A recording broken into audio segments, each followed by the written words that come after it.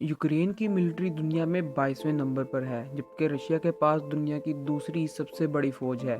Russia में active soldiers 8,50,000, जबकि Ukraine में एक्टिव सोल्जर्स की तादाद 2 लाख है।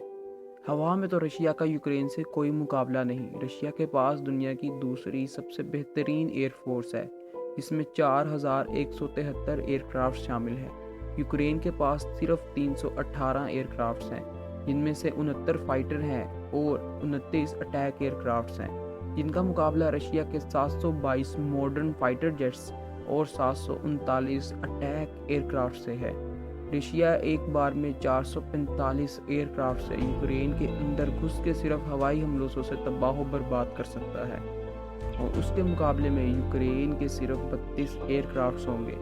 अब हेलीकॉप्टर्स की बात करें तो इसमें भी रशिया का कोई कंपैरिजन नहीं बनता। यूक्रेन के 34 हेलीकॉप्टर्स का मुकाबला रशिया के 544 हेलीकॉप्टर से है।